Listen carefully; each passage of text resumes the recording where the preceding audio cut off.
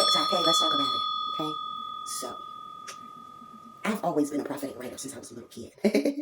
And sorry to come on here looking a whole hot mess, but I was thinking about a conversation I had the other day. My mother reached out to me, was telling me some things that the Spirit had already told me, and I just gave her what Spirit told me to give her.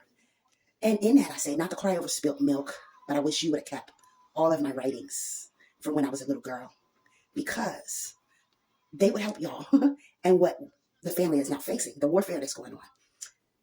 If any of y'all haven't heard my story a little bit as I tell it, I was locked up for 5.5 years. I had juvenile life. My mother signed her rights over to the state of Pennsylvania. I was emancipated from that, out of that at the age of 15 from the state of Pennsylvania, the youngest for them to ever do that with. Okay, but while I was away, all of my personal things, my favorite dolls, my knickknacks, I collected rocks and brass. I don't care what it was important to me. But one of the things that I used to do is I wrote songs and poetry and prophetic writings. Whatever Spirit would give me, I would write them, be it in form of a story like I do now or poetry.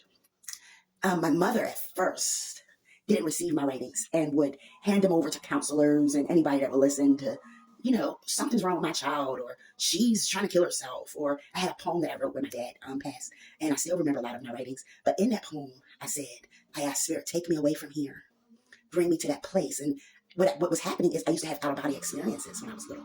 So that's what I was talking about, but without asking me or even believing me when I tried to explain it, it kind of flipped the script on me.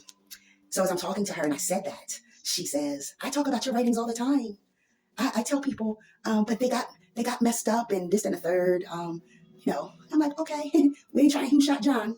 But the point that I'm trying to make is I wrote prophetically since I was a little child. And for her to finally say to me in my 40s, well in my 40s, that I recognize now that God was speaking through you in that magnitude through my writings, such a powerful thing. And like I teach people, when you do childhood healing or trauma or any kind of work, shadow work, you may not always get, sometimes you want to go to mama's house or they point the finger and ask questions that's only going to spark a conversation that starts to be grievous, like really traumatic, even more, you walk away even more hurt. It's not important. Your healing is for you.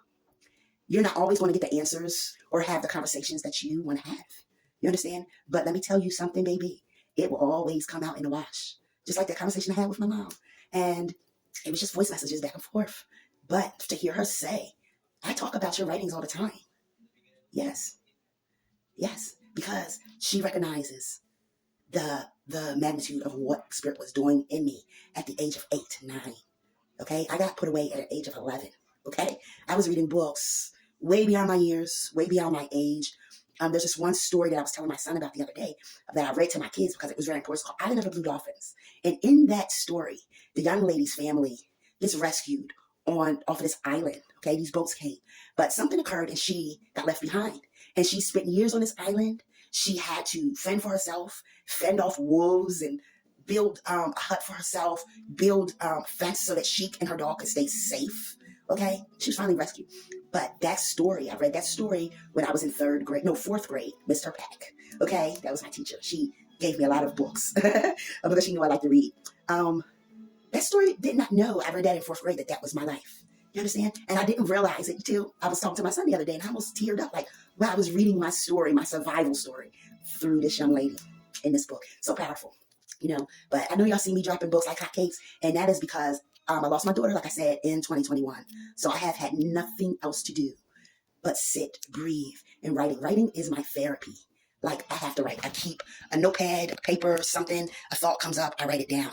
And so these books are already been done, okay? And I'm working on new ones that aren't out yet. So, but the ones that I'm dropping have been, they were on Amazon and they were scheduled to come out at a certain time.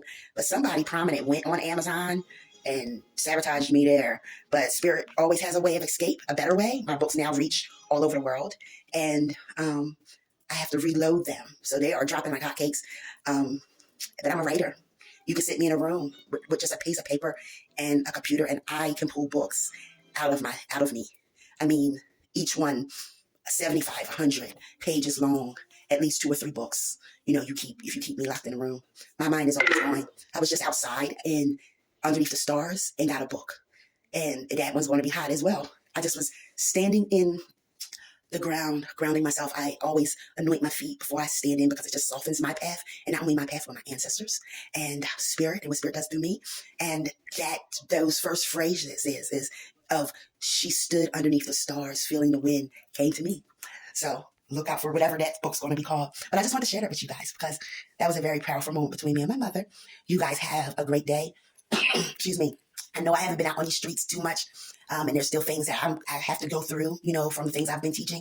But like I said to y'all when I first got on here, I have to flow with spirit. So when I come back, I'm coming back. And then you're going to be sick of me. Many of you know me, many of you don't. Many of you might get with me, many of you won't. That's your business. Grace and peace. That's just a spiritual doula.